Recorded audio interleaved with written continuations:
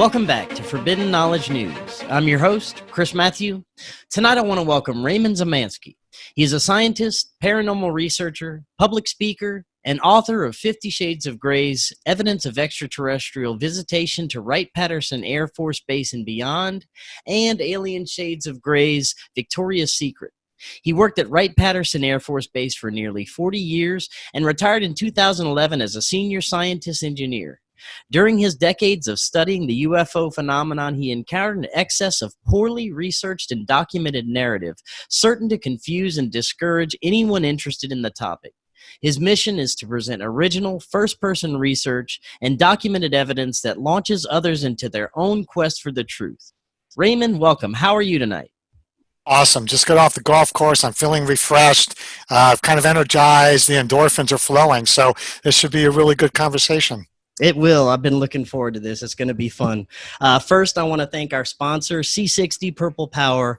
I've been taking C60 for a little over 2 weeks now, and I already feel amazing. I have increased energy, better sleep, less aches and pains, and I actually feel better than I have in years. C60 may be the most powerful antioxidant yet known. Not only can it help maximize the efficiency of cells in producing energy, but it may also provide cellular protection against many toxic environmental factors. It also helps to reduce inflammation in the body by neutralizing oxidative radicals. Take back control of your health and begin your C60 Purple Power journey today. Just click the link in the description to get 10% off your order plus free shipping, or visit c60purplepower.com and use coupon code KNOWLEDGE10. And I have a quick announcement before we start. Forbidden Knowledge News Con 2020 can now be downloaded from my website as well. You can get the entire 4-day conference with 14 extraordinary speakers for only $24.99. Each day is only $6.99. Go to forbiddenknowledge.news or click the link in the description to get your copy now. All right, Raymond. Not only have you worked at Wright-Patterson, but you've done so many fascinating investigations into the paranormal and UFO phenomenon, and you've even had a few of your own unexplained experiences. And tonight we're going to get into that. I want to start with a little bit more about your background and how you got started working at Wright-Patterson. Good question. I was an electrical engineering student at the University of Detroit. I graduated with a BS EE in 1975. But in 1973, we had a cooperative education agreement with Wright-Patterson Air Force Base. So every semester, a handful of the students, usually starting out as sophomores, once you finish sophomore year, you were eligible for this work study. They call it cooperative education. So in 1973, actually, back in the fall of 72, I went to the counseling office and said, hey, what are the co-op possibilities for next year? And they said, well, there's a really interesting one that's come up. We've got 4 openings at Wright-Patterson Air Force Base. Now, I didn't know Wright-Patterson Air Force Base from, whatever. So I read up on it a little bit. He gave me a couple weeks to nosh it around, and I found out that one of the guys that I was kind of close to in the EE department, a student, was also thinking about going down there. So eventually, in January of 1973, we trundled down to Dayton, Ohio, and I can tell you, I'd never really been away from home, camps or any of that. And so here I am, college student, finished my sophomore year, and there's 4 of us driving down to Wright-Patterson to kind of give it the look over. What are we getting into? It could not have been more dreary. It's January. Well, this was late fall. And then the day we showed up, it was spritzing snow. We thought, what have we gotten ourselves into? So it was a cooperative education that got me started. When I graduated in 1975, they gave me an offer and I took it. And I just had such a great time there. And people working on great programs. I never really looked anywhere else to do anything else for the rest of my professional career. Now, before you started at Wright-Patterson, or even in your early days, did you believe in the paranormal or ETs or even look into the phenomenon at all? Never. Actually, the strange thing is I was interested in the space race. And every once in a while they'd say, if you look out tonight at a certain time, you'll see the space capsule. John Glenn is going to be, circling the globe or whatever. And we had a nice back porch growing up right in the city of Detroit. 2-story wood-framed homes, but most of them had a nice little covered porch. So my mom would go, yeah, you can go out there and go look for the space capsule to go by. And so I always had an interest in things up there. But quite frankly, my interest in this whole paranormal thing happened that very bleak and dreary first week of January when I reported in 1973 to Wright-Patterson Air Force Base. And I was assigned to an office, and that office had a mid-level engineer. So he was like on the general service, a GS-11. So that's right around the middle, 15 being the highest and GS-1 being the lowest. So about the first week, he said, hey, let's go to the Greasy Spoon. It was the coffee shop. And he said, I'm going to buy you a candy bar, kind of a welcoming gift. So the building that we were in was actually 2 business offices, one on the, I'm trying to get my direction, one on the south side, one on the north side, and in between was a 200-foot wide hangar that was used to house airplanes at one time. But in 1973, it was in disuse and it was empty. So it was really kind of spooky. I'm with this mid-level engineer. We're going from one business office through this 200-foot hangar. It's really dark. On the other end is the Greasy Spoon, the matching 2-story business office. So we step down this little ramp, and he turns to me and he says, have you heard about our aliens? Now, I'm a co-op student from the University of Detroit. I'm a city kid, born, bred. I don't know aliens from jack. So I look at him and I say, his guy's name was Al. I said, what are you talking about? He goes, well, there was a crash out west in the 40s, and they brought the machines and their occupants. That's the phraseology he used. And I said, well, what for? He says, well, we have lots of engineers here, and we had we have a huge base hospital, and they brought them here for examination and possible exploitation. Now, his name's Jay Billis. He announces NCAA games, all college games. So when he goes to... You were breaking up just now. Can you repeat what his name was? Yeah, his name is Jay Billis, B-I-L-A-S, and he is one of the major announcers for college basketball. And he does this thing called the 98-foot walk. It's the length of the basketball court. And he gets a couple of the players, and he does this question and answer with them. And while they're walking the length of the court, and when they get to the other side, the interview's over. Well, this is what it was like in this dark hangar, where like I got 200 feet before we get to the other office to ask him these questions. I'm like, aliens, what? And so I was trying to be cool, but he goes, oh yeah, and they keep them in the tunnels. Now, on my first week there, and I had no idea so I said, we've got tunnels. Oh yeah, they keep them in the tunnels. So I said, well, can we go see these aliens in the tunnels? He goes, no, we can't. Well, why not? Well, it's a secret. I'm like, Al, if it's a secret, how do you know about it? He goes, well, it's kind of a widely known secret. Everybody, is aware of this. Well, in fact, in 1973, Project Blue Book had ended in 1969 and had been there, and the predecessors, for 22 years.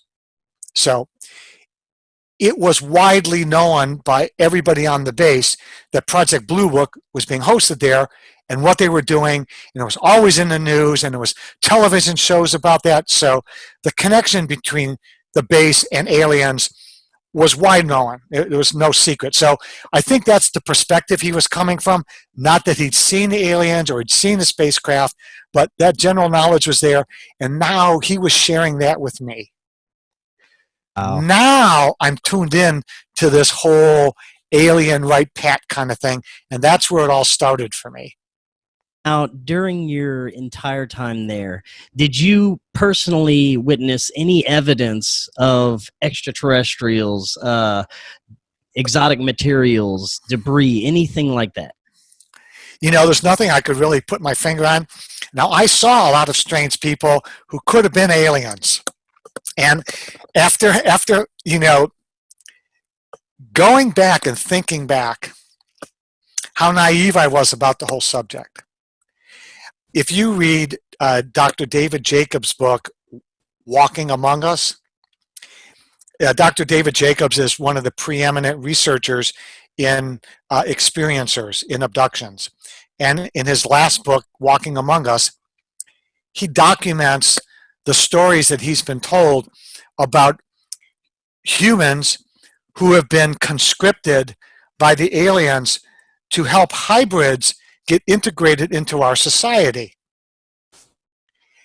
And I wish I'd have read a book like that back in 1973, because my observations would have been different. But when I go out to the store, or I go to, you know, pre-COVID-19 an event, I'm looking for people who don't fit in, who socially are doing something wrong, because these are the clues you pick up from Jacob's book, how to out these people in your own mind. So now that I think back to 1973, there were some people who I thought, well, that's really awkward, but I never gave it a second thought. And I'm just wondering now, today, in 2020, could that have been a clue to somebody who maybe even way back then was being integrated into society? Very strange. A great book. I think everybody ought to read it. Definitely. What about any Men in Black type of officials that you couldn't pin a certain agency that they were with? They were just seemed, just like the Men in Black, you could say. Oh, no, I've had encounters at Wright-Patterson. And I actually detail that in the first book, which it was at one time called 50 Shades of Grays, but it's been redesignated now as Alien Shades of Grays. The subtitle's the same, but there was some confusion there, and so I changed the whole franchise. So Alien Shades of Grays, Evidence of Extraterrestrial, Alien Shades of Grays, Victoria's Secret Truth, and then I'm working on the third book. But Men in Black. There are two 18-hole golf courses at Wright-Patterson and one 9-hole course. And on the course that's designated the Prairie Trace course, hole number 10 has a fairway that parallels the Foreign Technology Division campus. So if you start on, again, I'll get my directions, if you start on the east side of their campus and follow it all the way west, that is the same direction, and immediately adjoining that campus is hole number 10 on the golf course. Well, it actually starts with hole 9, then hole 10 picks up, so it actually is shared by two holes that are actually back to back. So holes are here, the campus is over here. So I'm now on the par 5 on hole number 10, and I'm going to snoop. I'm snooping that day, and I'm going to take some pictures of an 8-grave graveyard, which sits next to the parking lot of the Foreign Technology Division. So let me set the scene for you.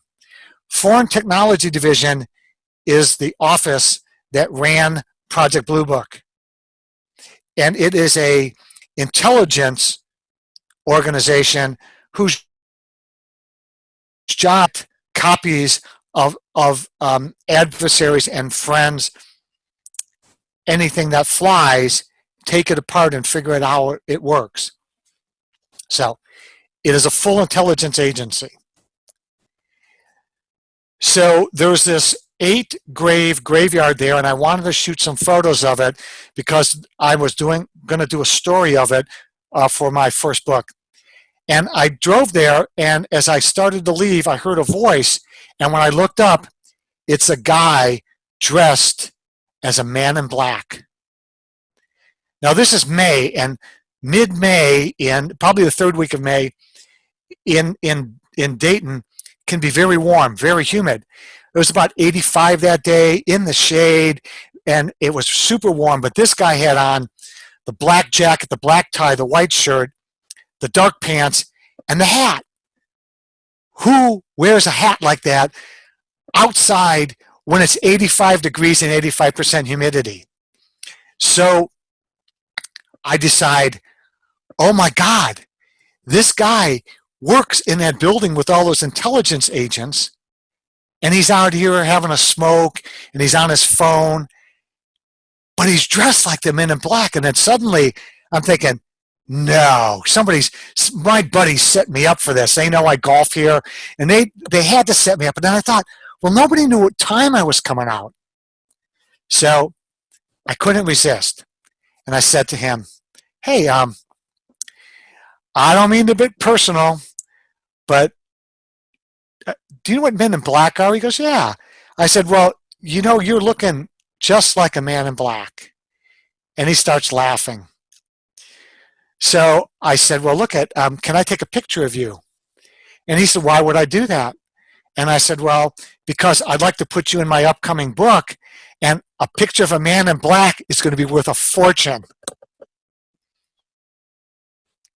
So he points, he goes, we can't do that. I said, why not? He goes, well, in this environment, he's basically saying, I work in an intelligence agency, and I'd love to be in your book, but we can't do that. And he goes, in fact, we're not supposed to have any internet presence.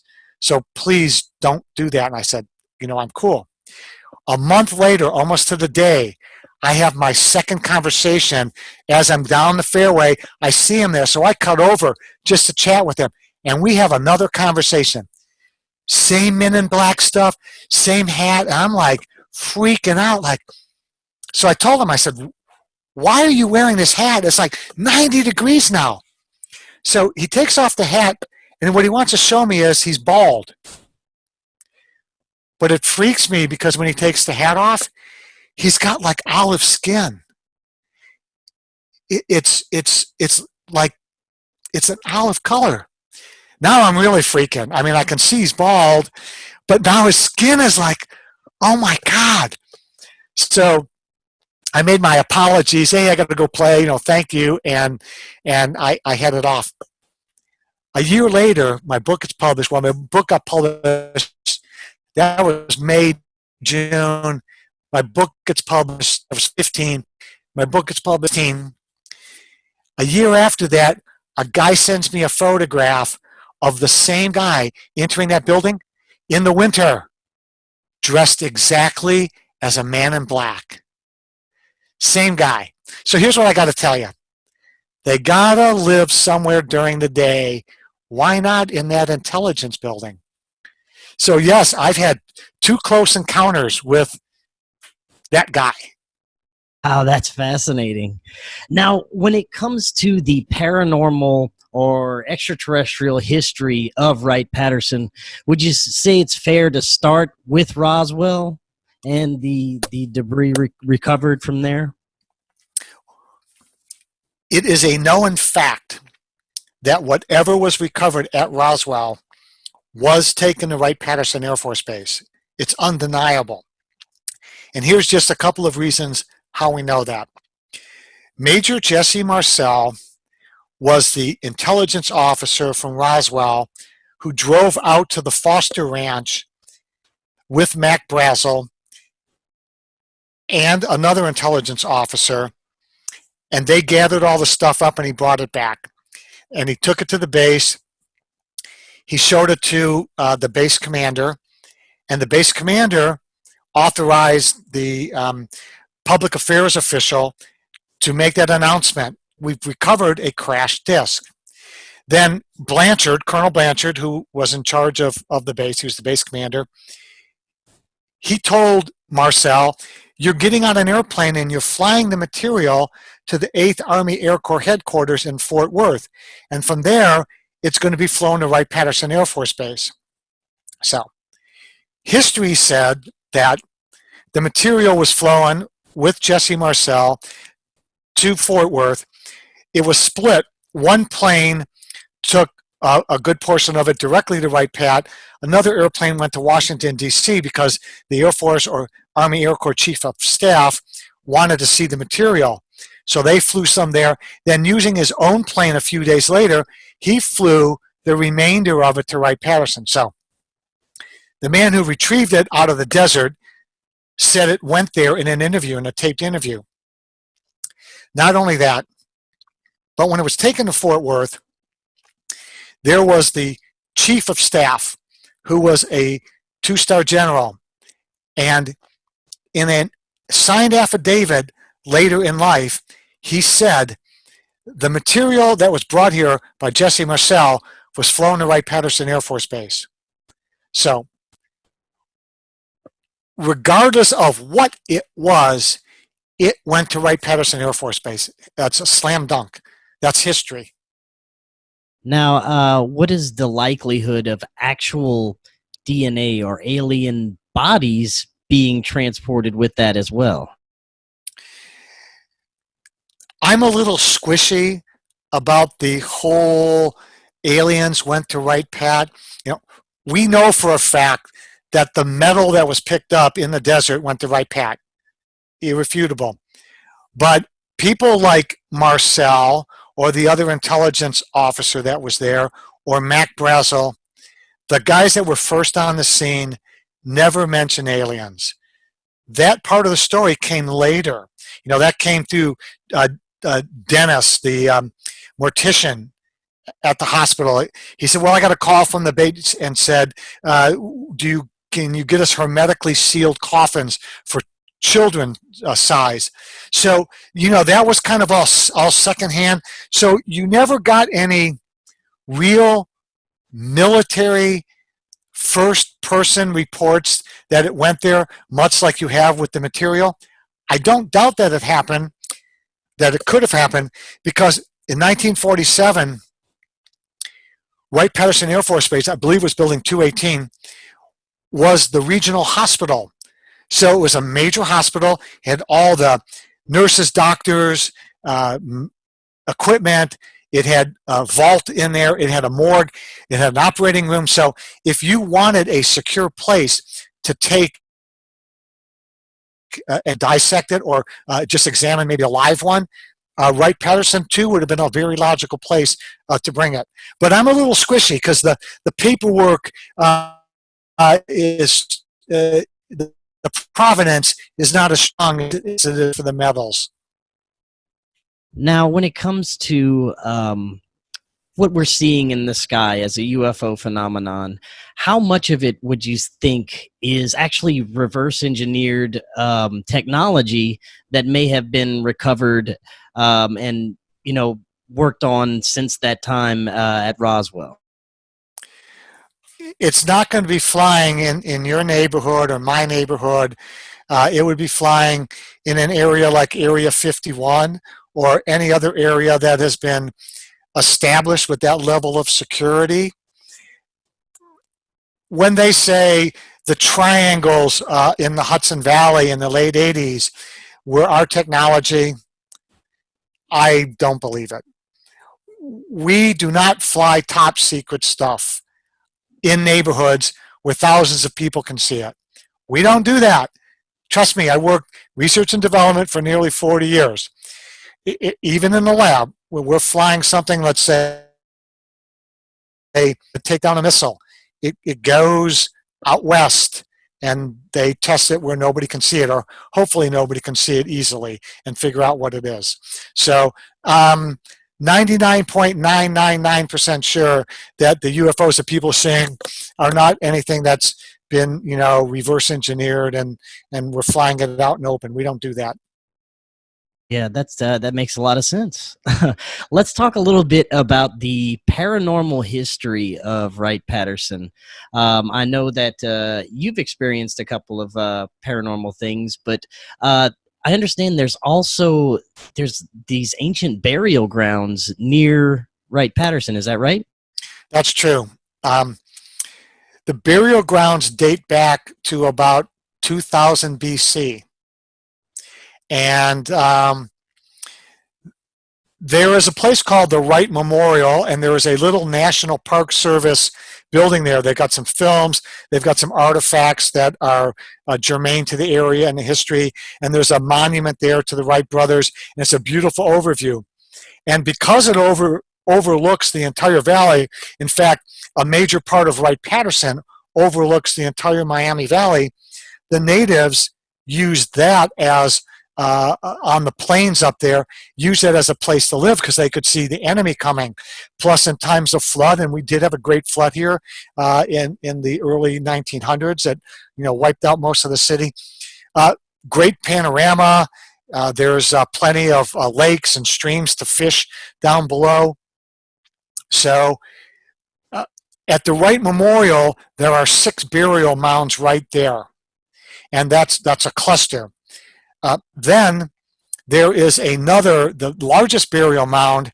If you come in the back gate of Wright-Patterson Air Force Base off National Road and you drive down about 100 yards, right at the traffic light, you're going to see the largest burial mound there. And that there's proven that bones have actually, through time, been eroded, and they found human bones there. So, yes, that is the major burial site, but that dates back almost 3,000 years. Now, can you talk about any historical paranormal cases that you might have come across or researched? I know that there was something that happened in the Arnold House. There's a few experiences that you could talk about. Absolutely. There's the Arnold House. And then there is the base hospital that we talked about.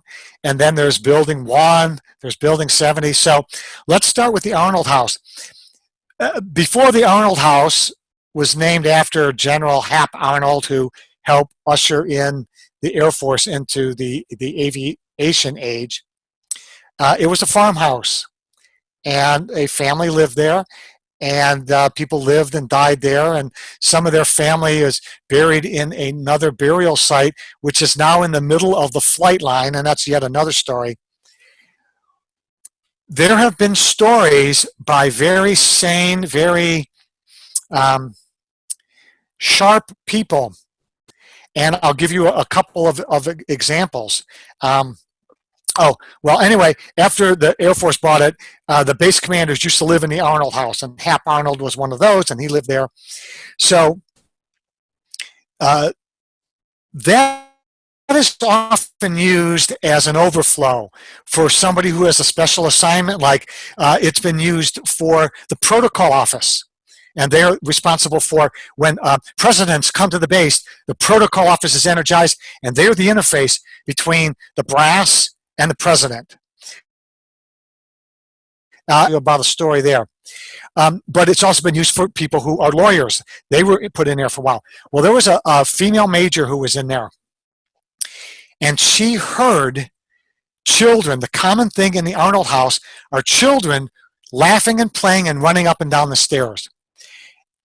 She had several incidents of that and finally got tired of telling people who didn't believe it and had a friend come in there with her late one afternoon. They heard it. One of the protocol ladies, and again, when the president of the U.S. comes to the base, her office gets energized to work with these people. Her office was in there, and for 2 years, she was mostly alone, sometimes not. Well, one night, she was alone working, and there was a thunderstorm. And that started to generate a lot of activity in that house. She heard the children laughing. She heard them running up and down the stairs. She went to the bathroom. She heard them playing outside the door. So when she got back to her office, which was up on the second floor, she said in a very stern voice, "Will you please stop that?" And because they didn't like her tone of voice, they started to print stuff out of the printer. It just started spitting paper. So now she said, uh-oh, where do I go next? And she said, okay, I'm not convinced it's you. You've got to give me a bigger sign. And at that moment, these huge gutters that are on that old building, one of the gutters snapped loose, came and smashed the window that she was sitting next to. Huge noise. Scared the bejesus out of her, so she went home. A week later, her coworker, one of her coworkers, had moved in with her, and she was, not the coworker, but the original lady, was sitting in there listening to the stuff going on, but didn't say anything because she wanted the new girl to identify it. So my friend is sitting there, just do, not saying anything, and the new girl goes, do you hear children? I can't believe that somebody would let their children out this late. She thought they were outside playing. There's no base housing anywhere near there. If there were children out there, they'd be in trouble. So she said, do you hear those children? And my friend kept quiet. So they kept hearing the children. And afterwards, they looked at each other and goes, my friend fessed up. She goes, oh, I forgot to tell you, this is the haunted house. And so after she fessed up, she goes, can we go home now, the other girl? And they just said, they closed everything. So those are two incidents with my friend. And I actually recorded that, and she would allow me to use her name, but we'll leave her out of it for the moment. Oh, very good. Now, you mentioned the hospital. They had some instances there. Talk about that. Not only did they have instances, but those were written up in the base newspaper that is known as the Skywriter. And I don't know if they're available in the archives. I don't know how many years back, but I actually have taken versions when they were available. And of course, I've copied them and they're in my archives. There's two newspaper articles. In one case, the attorneys, they're in Building 10. Now, Building 10 is where the base commander is.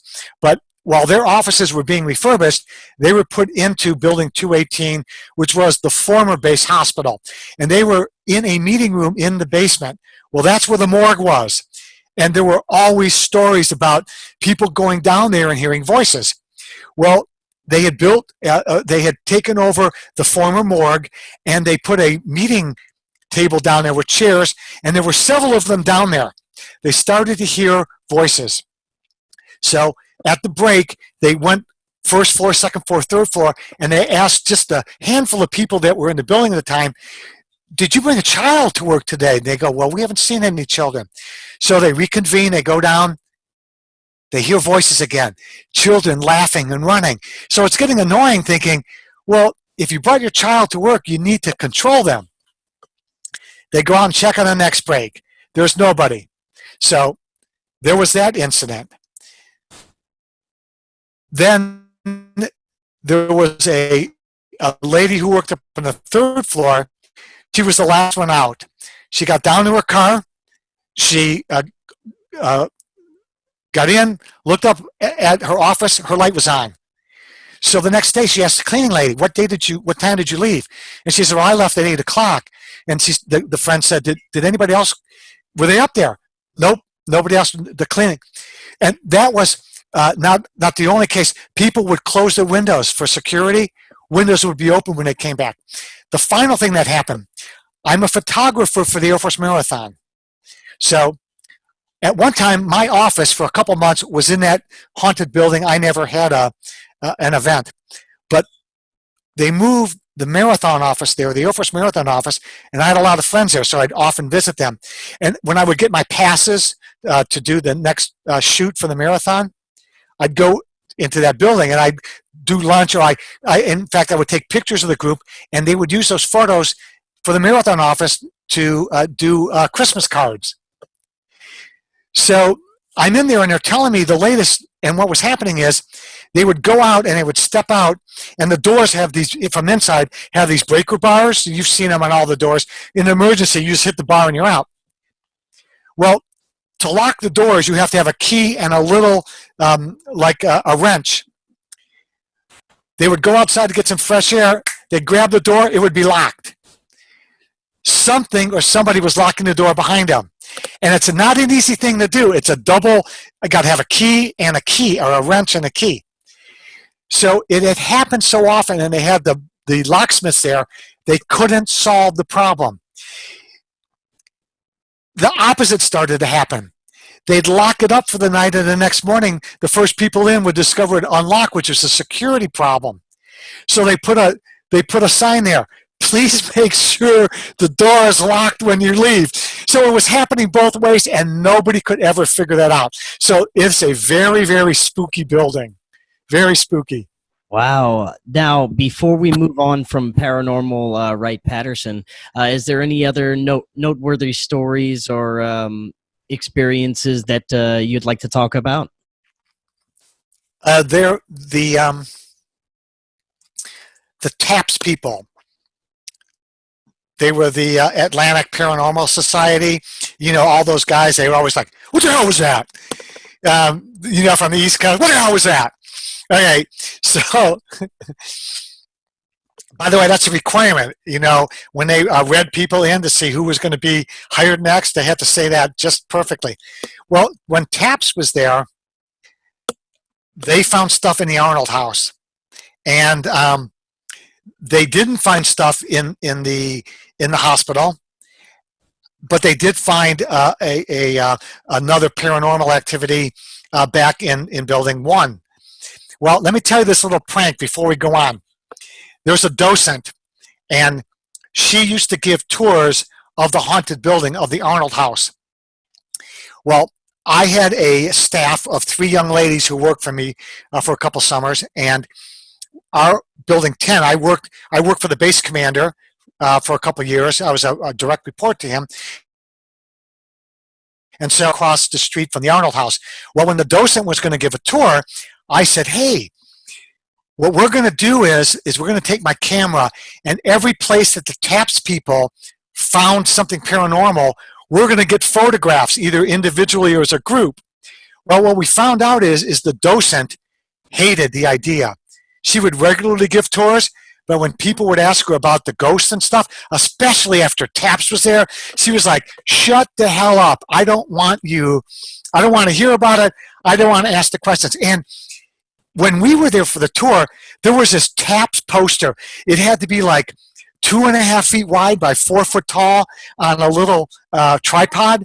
So it was upstairs when we got there, and there were all the TAPS people, you know, smiling.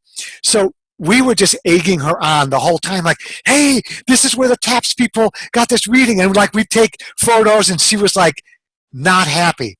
Well, I had to leave. I got a beep on my phone. I had to leave. And there was only about 10 minutes left. She was a good sport. She took a picture with my crew in front of that TAPS poster, which I have today. But I wanted to prank them. So they were all upstairs. I went downstairs, and there was a big table in the kitchen because this used to be a home. So I took all her stuff, including her little docent book, and she had an assistant, and he had stuff. Well, everybody who left stuff on the table, I moved it all around. I switched it so it would look like something had messed with their stuff. So I'm back, and I had a meeting. I can't remember with who. So I get back in my office. My staff comes back, and they're like, you're not going to believe this. I go, what? She goes, we get down there, and the docent goes, who was moving my book? So it was a paranormal, not so paranormal. I just couldn't stand her attitude, and hopefully I corrected it. Yeah, man, that's funny. I pranked her. Yeah, that was a good one. Let's get into some of your investigations into UFOs and extraterrestrials. Talk about some of your more profound investigations when it comes to people's abduction experiences. Well, the second book is Alien Shades of Grays, Victoria's Secret Truth. And the woman's name is Victoria. And she really kept that story close to herself, so Victoria's Secret Truth, or her secret life, so to speak. She's mid-50s, very attractive, very intelligent. She has multiple degrees from the University of Colorado, speaks, reads, writes Russian. She had a business in Russia for a while, did international studies. And she is one of, if you believe the researchers who do this for a living, especially the people who do therapeutic hypnotic regressions, they know thousands of people. So Victoria's story is really only one of thousands that are out there. But the reason that I wrote her story, it happened really strangely, as most things do. I was at my very first UFO conference, and Victoria sat down next to me with her then boyfriend, a guy by the name of Glenn. And when the first speaker was done, they introduced themselves, and Glenn tells me, well, Victoria, my girlfriend, is an experiencer. She's had contact with entities. She doesn't really know what they are. Now you can imagine, this is my first conference. What are the odds of me sitting next to a couple and a guy saying, my girlfriend is an experiencer, and by the way, we believe that she has hybrid children. You could have knocked me over with a laser beam. So that was kind of like this adrenaline jumpstart, and they seemed like really genuine people, and I would see them throughout the conference for the week. This is in the Phoenix area. It was Fountain Hills is where the International UFO Congress was. It was my very first one, and so that was going through the back of my head, and I would meet them again like in the expo hall, and I was always thinking, are they pulling my leg? And then as the week went on and I heard like people like Barbara Lamb giving talks about abductions, and I met people who were experiencers and sharing their stories, I really got intrigued by this. So, I didn't become like infatuated with it or anything, but it really pushed that kind of thing to the forefront of my thinking. So, over the next couple of conferences, I would see Victoria and talk with her and her boyfriend or her friends. Well, in 2016, I think that was 2016 or 17, I was at the conference and I was selling my book at the expo. She came up to the table, we talked, and socialized a little bit, but the conference was over, maybe it was 16, and I went to the casino that was next door. And, sometimes your inner voice just tells you, go there, do that, talk to that person. So I went into the casino, and I'm kind of allergic to smoke, and it's filled with tobacco smoke, but something told me, go to where the blackjack tables are, which means I had to walk through the entire casino. And when I got there, who was playing blackjack? Victoria. So she wasn't with her boyfriend. I went up, started talking to her, and I said, can you tell me more about your experiences? The conference is over, my flight's out the next day, most of the people are gone, but I was still kind of jazzed about this thing. So she said, well, I don't really have a story, but I got a lot of random stories. She started telling me about as an adult and this event when she was a student, and I'd learned enough over a couple of conferences where I kind of developed this this sense of, I really think your stories amount to something concrete. I'd like to know more. So it took me a year. I'd already written half of my second book by then, but I thought if I could get her to confide in me, and then, I could write this great story, this really intimate story of what it's like.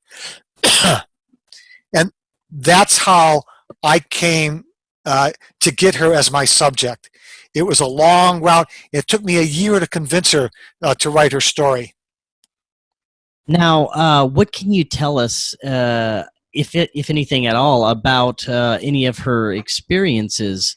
Possibly, what kind of beings she encountered? Were they positive experiences? Those are great questions. She can go back and remember when she was a child in her room living just north of Cincinnati. And she remembers these ant people. And I'll hold my hands up so your viewers can see. There was an activity like this. It looked like they were pulling string through their fingers, and they were weaving it around her ceiling. And she always remembered them as being very small. She called them the ant people. Well, skipping forward now to her first regression with Dr. Leo Sprinkle, she comes to find out that she is seeing these ant people, but now they're bigger, and she describes them as insectoids. She also describes encountering iridescent insectoids wearing hooded robes, like Jesuit collars around it. And she's come to the determination, talking to Dr. Sprinkle, that perhaps as a child, her memories of ant people, she was still seeing the insectoids, but the screen memory made it more palatable that they were small, tiny ants because they weren't as scary. But it was really a large creature, because she goes, and even in the regression, she said, they look exactly the same, but they're bigger. And, that tends for me to believe that they really are the same people, but it was a memory that they gave you. Or it could be a self-imposed memory where you didn't want to remember it as a big 6-foot ant or insectoid. You want to remember it as something, that you see every day while you're out playing. My nose is itching, sorry. So she has seen iridescent insectoids, mantises, grays, those little ant people. And she recalls different entities at different parts of her life. Some are very consistent.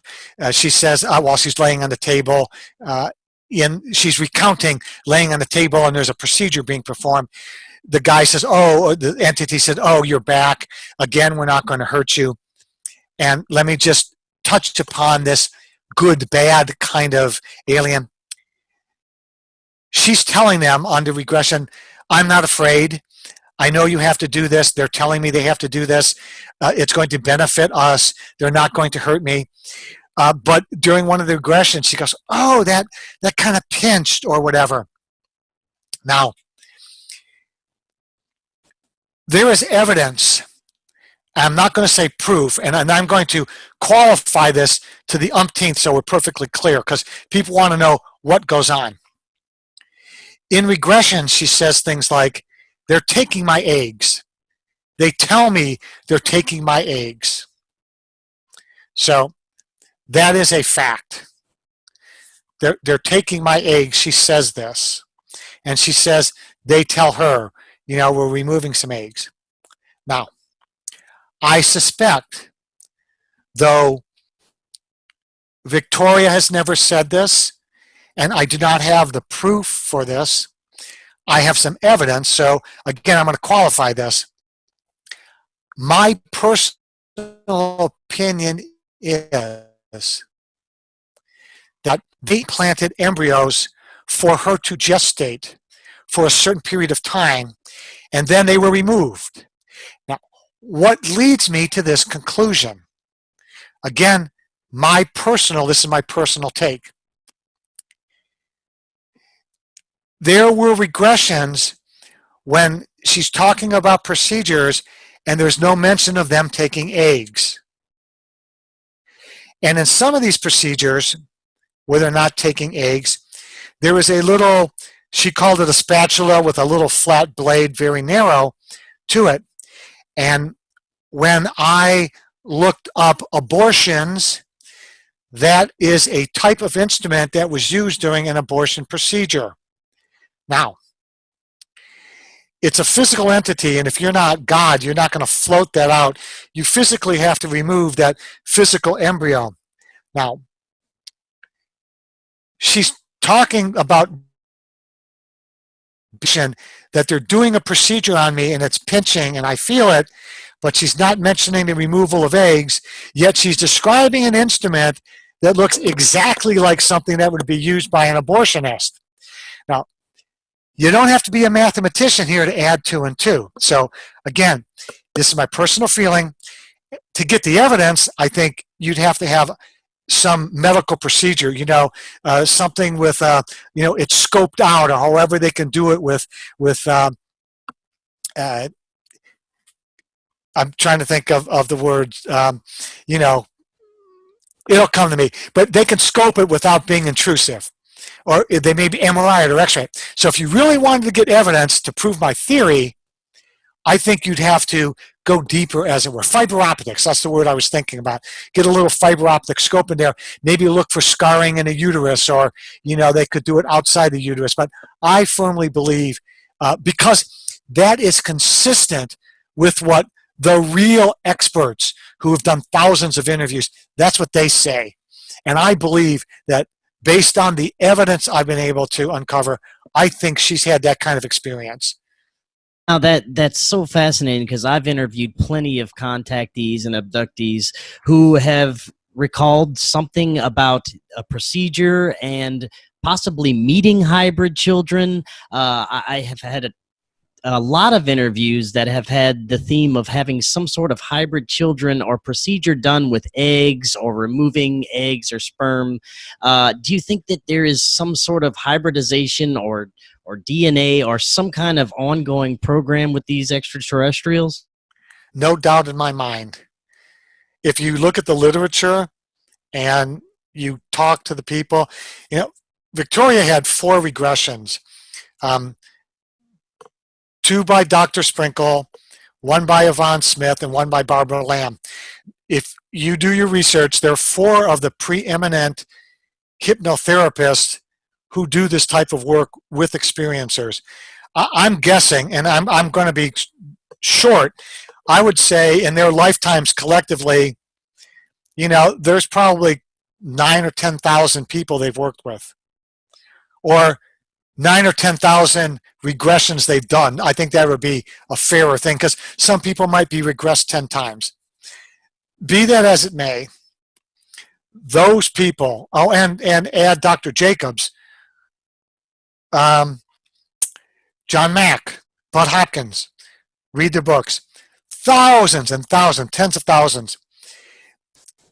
Victoria's experience is very consistent. When she was first abducted, the length of time, the procedures, the memories. It's so consistent with all these other stories. Yeah, there's minor things that are different, but in fact, Victoria is quoted, and I did write this in the book, because I put a lot of her regression testimony, which was either videoed or audio taped.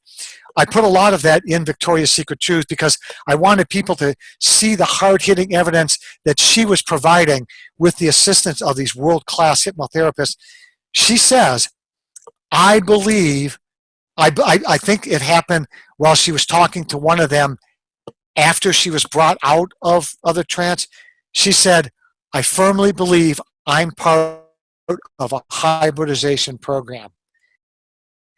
It's very consistent with all these other world-class experts.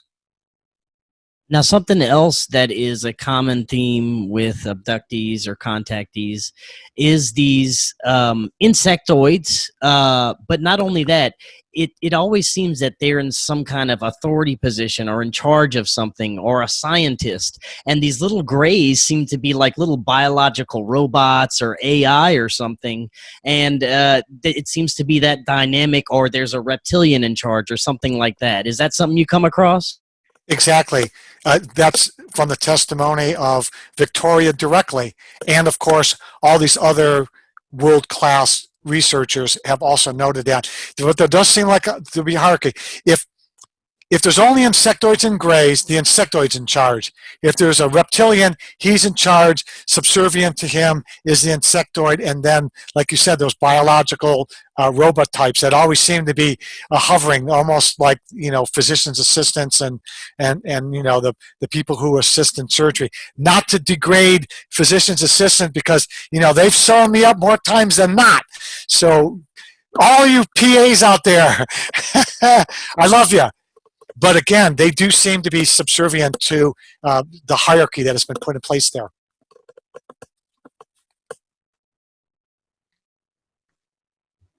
Oh, sorry, my mic went out for a second. Can you hear me? Yeah, right now I can, yeah. Okay, very good. Now, that's fascinating that they have this hierarchy. And something else that it seems that, like I just mentioned, these grays, they seem like little biological robots from a lot of the descriptions. But they also have descriptions of taller grays that seem more conscious and emotional. Have you heard the description of the taller grays and the different types like that? I've not heard the difference. I've heard the description. I don't recall Victoria per se mentioning specifically if her grays were tall or short. Generally, they're like in, the 4.5 foot tall thing, or, her recollection is like, I was laying on the bed and they weren't much taller than, where I was laying on. So you would assume, what's the normal height of a gurney or a operating table? It's what, 3.5, 4 foot tall. So very consistent with those small robotic grays. Now, I also understand that you have done some investigations and you actually got to hang out with Travis Walton and see the actual area where the whole phenomenon took place, right? Would you like the Reader's Digest version or the whole how cool it happened? Well, whatever you feel like telling us. I'd love to hear the story, though. Okay, great. So it was at one of the UFO conferences, and Jennifer Stein did a movie with Travis Walton called Travis Walton. And I got invited to her table at dinner. She just attracts people. She's just such a wonderful person. So I was sitting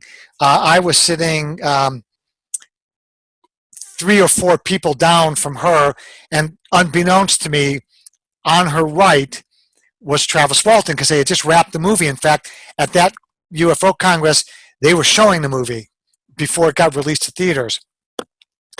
And after the dinner was over, people were kind of dispersed in that dining room.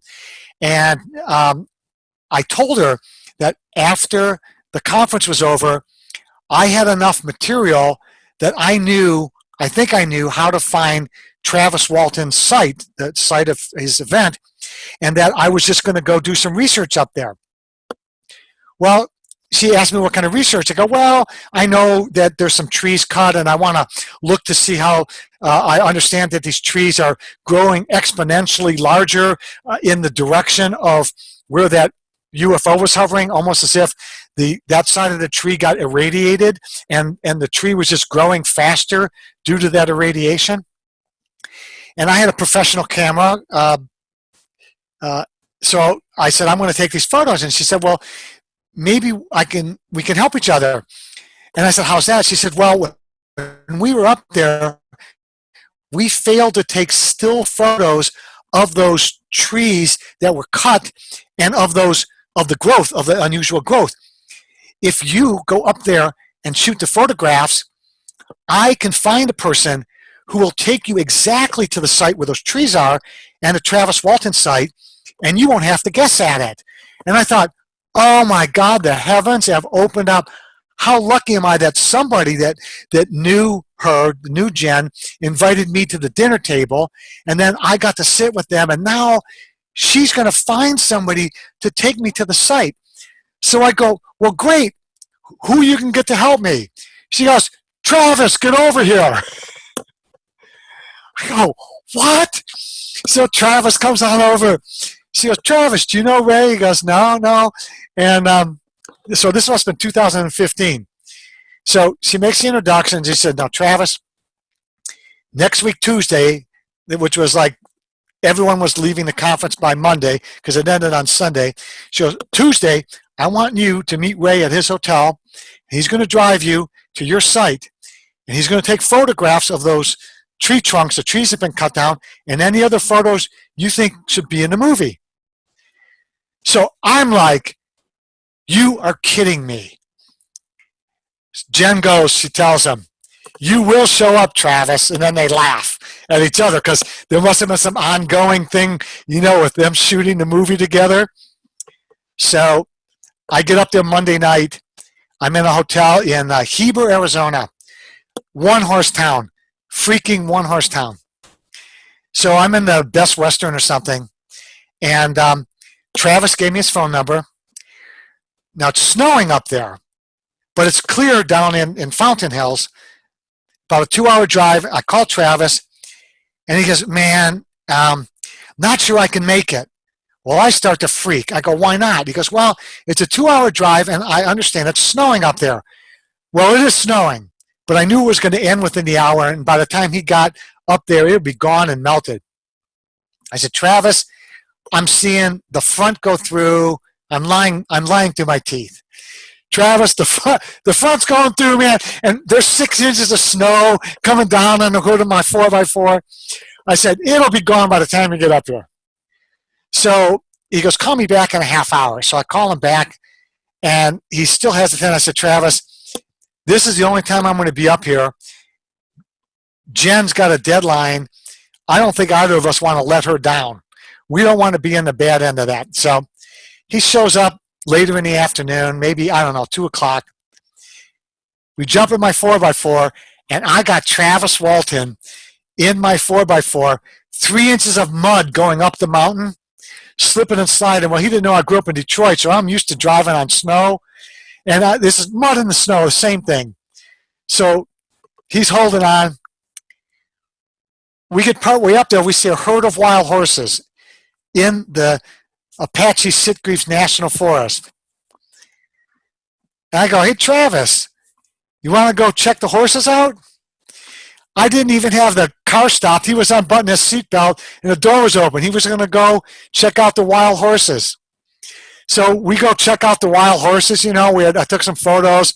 I put one of them in the book.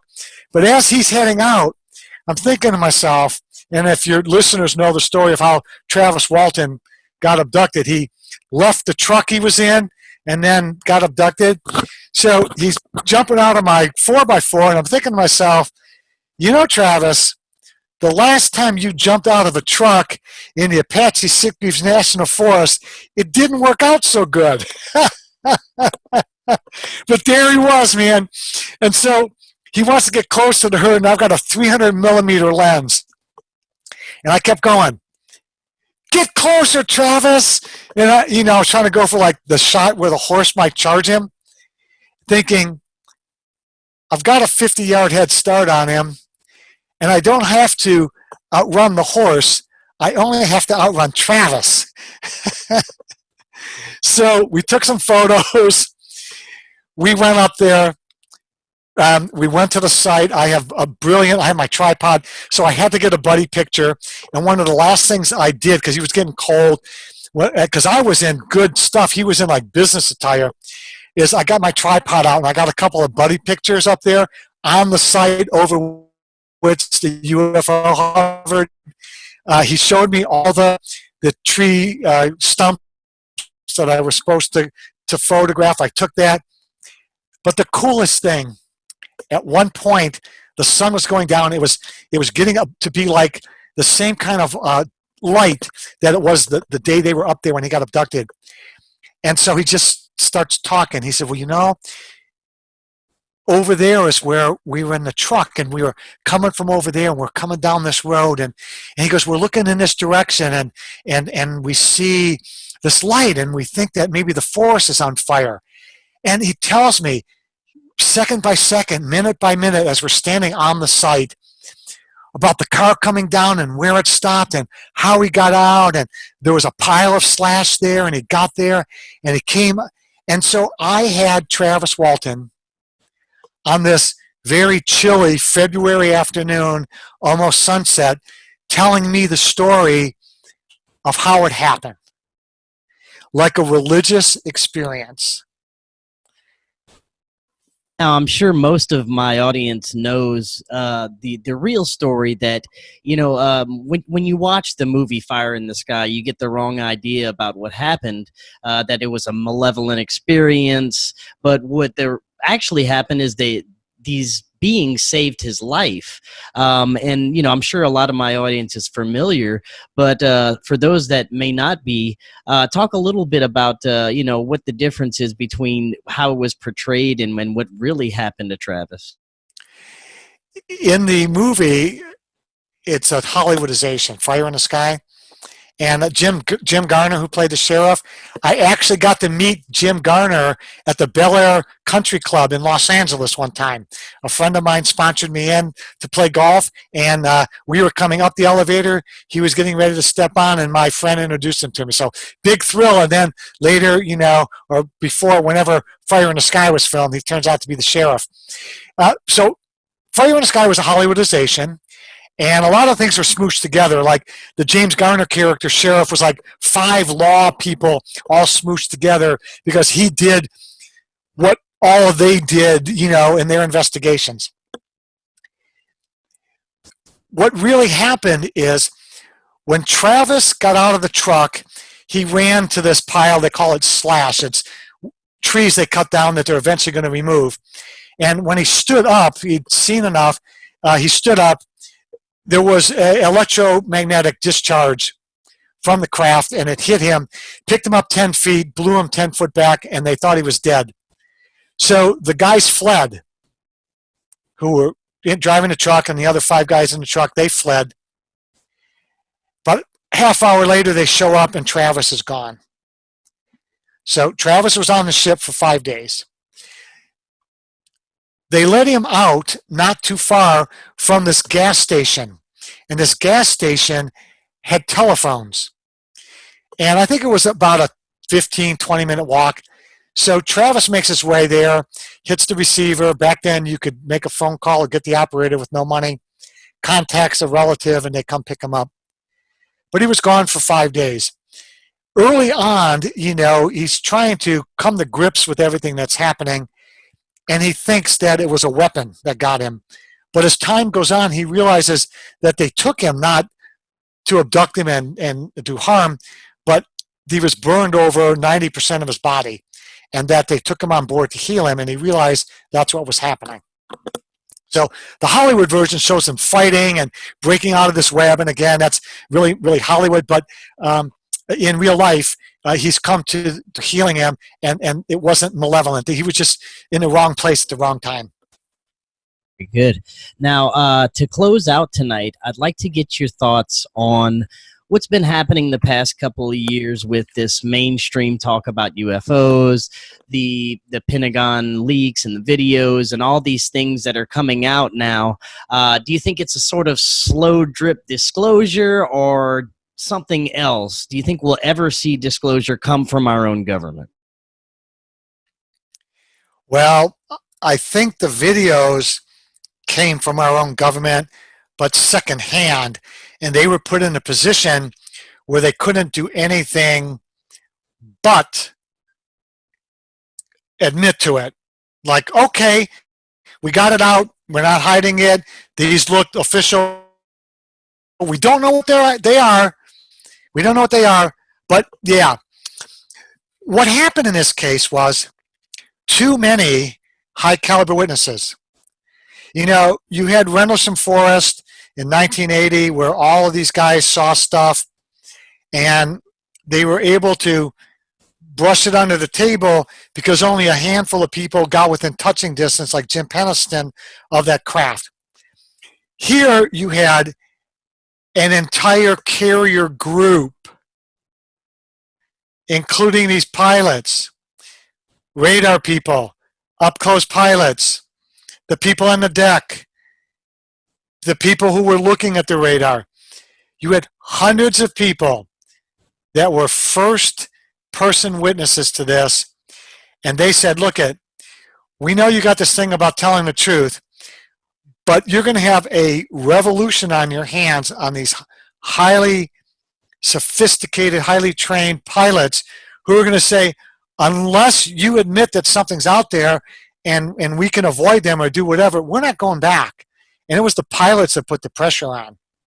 And then, of course, it got leaked because you had some high-powered people. You had a guy that was former Undersecretary of Defense, be part of this ATIP thing. So I think the government handled it the right way, and they just said, yeah, there was anomalous stuff. Yeah, the pilot saw it. Because you can't take a whole nuclear carrier and say those people are full of crap, because that's going to blow back on you. You can't do that. So I think they did the right thing, but I don't think they're going to go, yeah, that Roswell thing, that was nothing. So I think it's good, but isn't it interesting how the COVID-19 thing hit and that went off the front pages?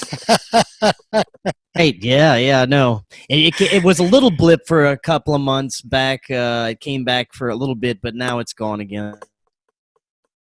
So my take on it is, I was a little bit skeptical at first, simply because, I thought that, to the Stars Academy, my first thought was they were on a fundraising mission, and that it was more hype.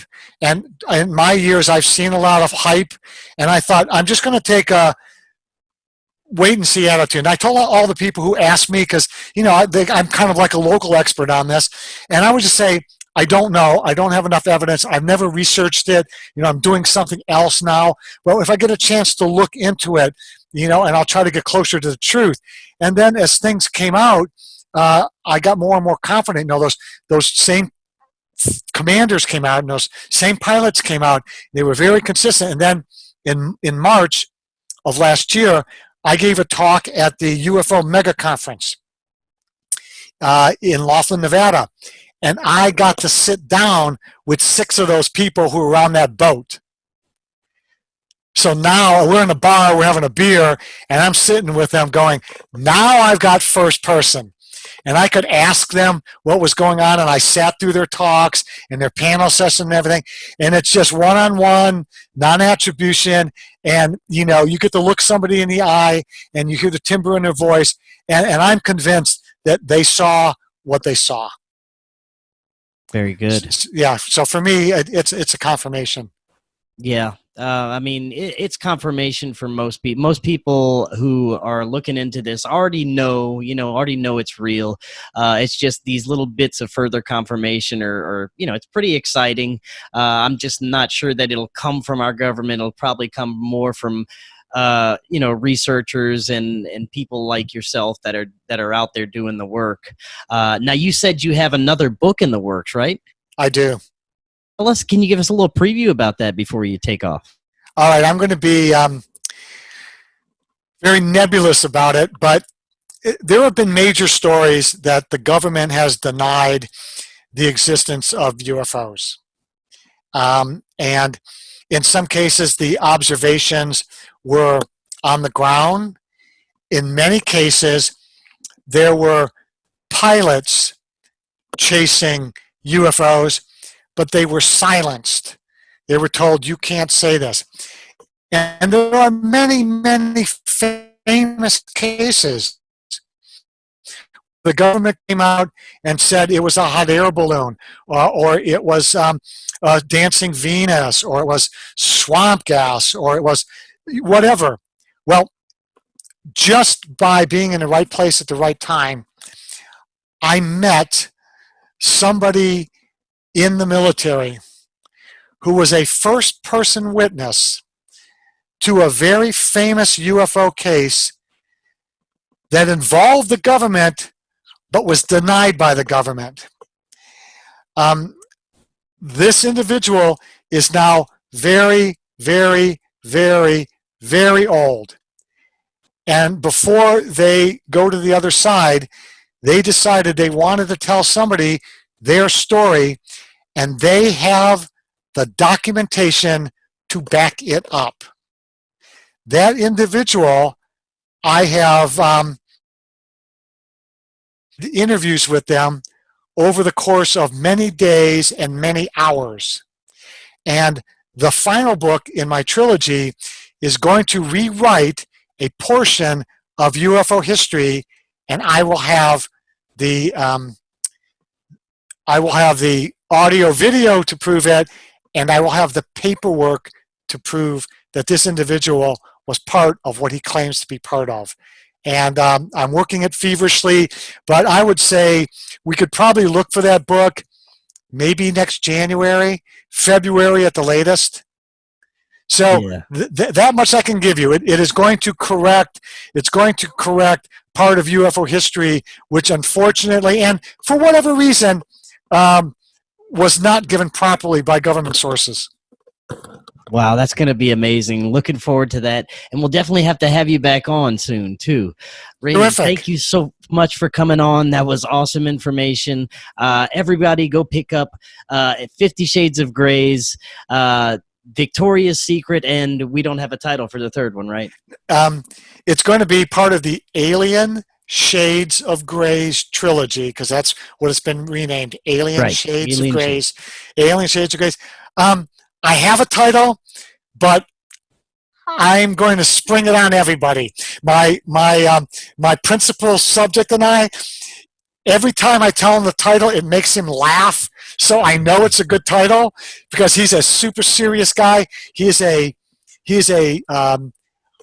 high-profile, highly awarded individual with a pedigree that is the pedigree is unassailable. So and he's a serious dude. So if I can make him laugh, I know I'm on the I can make the audience laugh, and I can make the book buyers laugh too. I think they're going to like it. Awesome. We're looking forward to it. Raymond, thank you so much again, and we will hopefully talk to you again soon. Thank you so much. Looking forward to another trip. It was a great interview. Appreciate it.